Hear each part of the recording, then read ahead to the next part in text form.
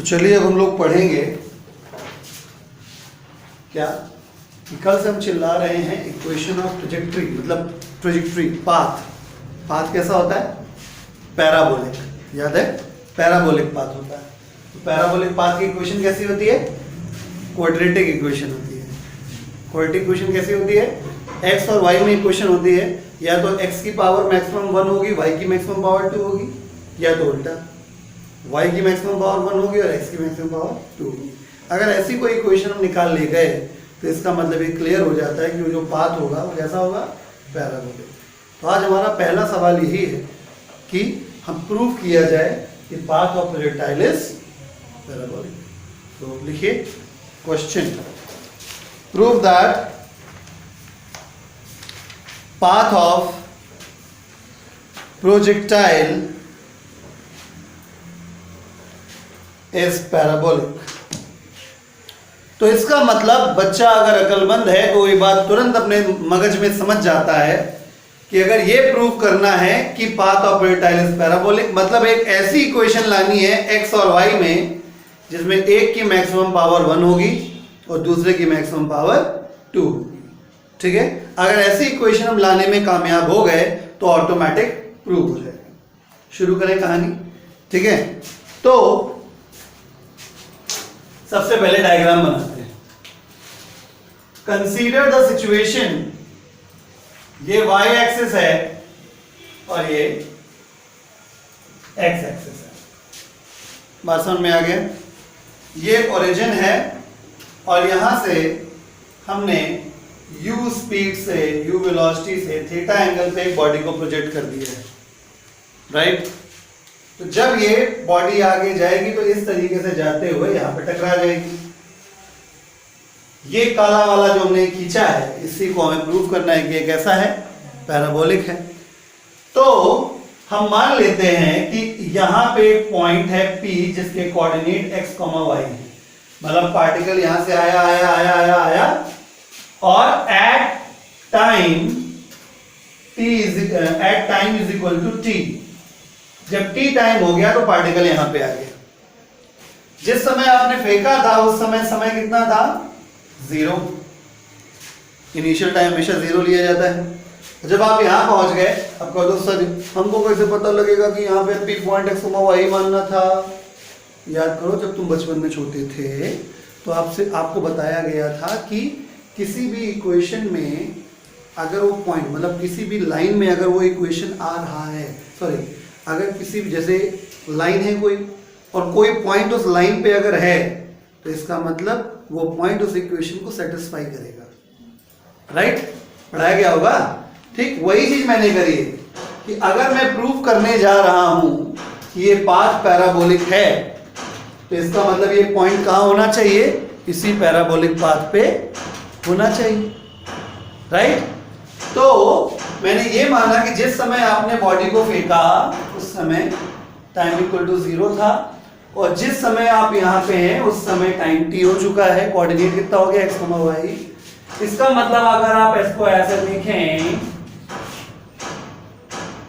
ये हो गया x और ये हो गया y। बात समझ में आई? क्लियर? अगर आप यहां पहुंच गए हैं तो इसका मतलब x एक्सिस में आप x चल चुके हैं और y एक्सिस में कितना चल चुके हैं? y। बाकी कल वाली कथा तो आपको याद ही होगी कि नीचे की तरफ -g काम कर रहा है और x डायरेक्शन में कोई भी एक्सेलरेशन नहीं है, राइट? यानी अगर मैं x डायरेक्शन का मोशन लूंगा तो यूनिफॉर्म मोशन होगा। तो हम यही से शुरुआत करते हैं। Dealing motion along x direction, dealing motion along x direction। x direction का मोशन कौन सा होता है? यूनिफॉर्म मोशन होता है। और यूनिफॉर्म मोशन में हमेशा फॉर्मूला क्या लगता है? Speed equal distance upon time लगता है, जो मैंने कल बताया था। ठीक है, तो इसके कंपोनेंट करके देखिए, आपको याद होगा। ये हो जाता है u cos थीटा और ये क्या हो जाता है? u sin theta. ये बेकार हो गया। ठीक है, तो x डायरेक्शन में स्पीड कितनी हो गई? u cos theta. Speed is equal to distance, distance कितना है x, टाइम कितना है t। ठीक है, तो यहां से x t बराबर निकाल लेते हैं। तो t बराबर x upon u cos theta, equation number 1। बात समझ में आ गया कि नहीं आ गया? ठीक है, अब हम आगे का कैलकुलेशन करेंगे। आगे का कैलकुलेशन थोड़ी जगह बना लेते हैं, यहां पे करेंगे, इसको गायब कर देते हैं। ठीक,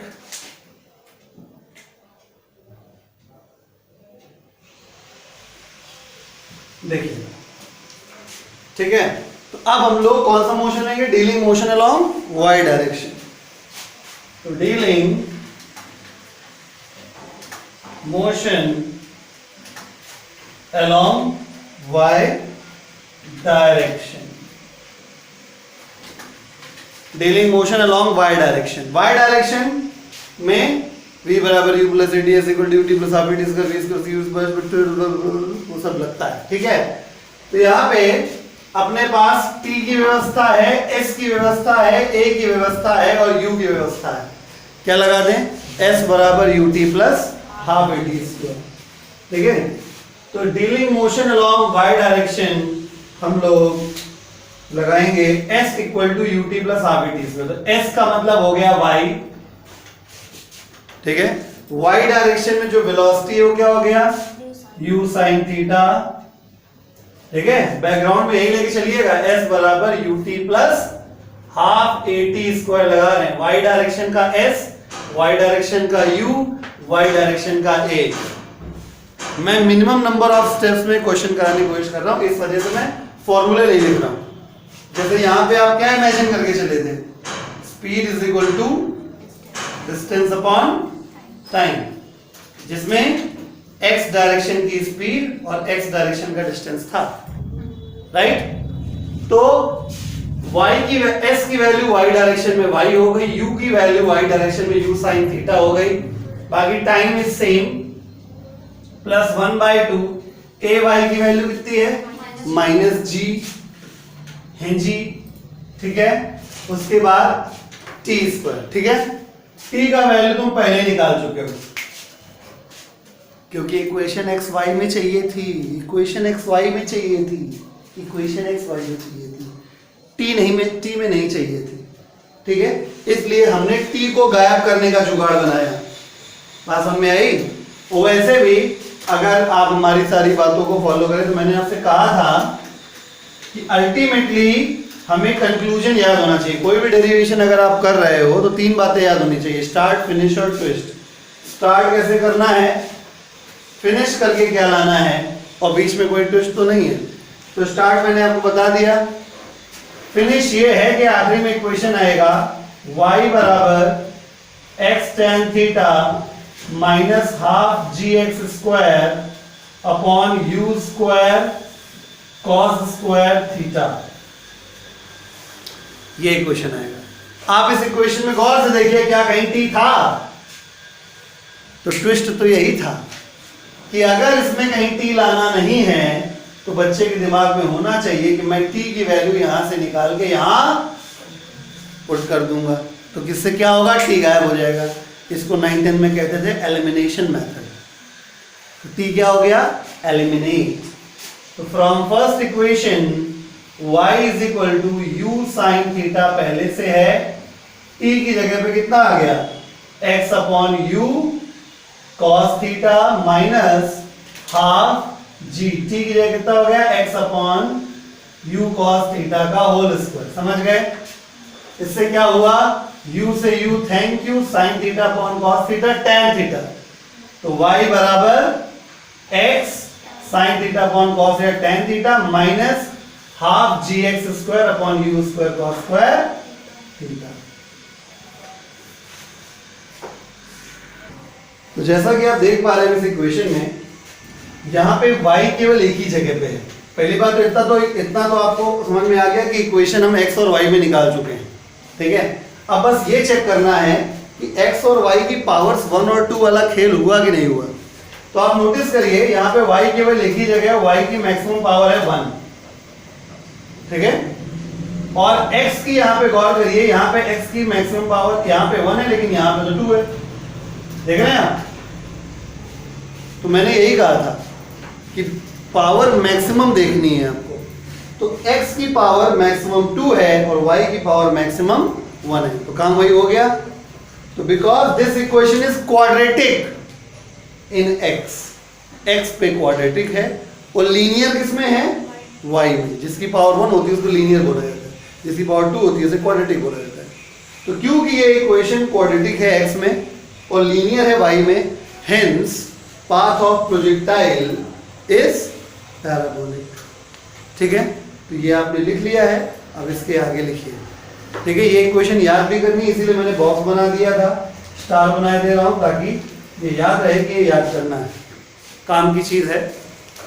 ठीक है, इसके आगे लिखिए, because this equation is quadratic in x,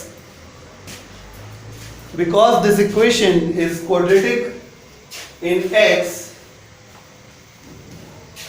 but linear in y, because this equation is quadratic in x but linear in y, quadratic in x but linear in y, hence path of projectile, hence path of projectile is parabolic, hence path of projectile is parabolic. ठीक है,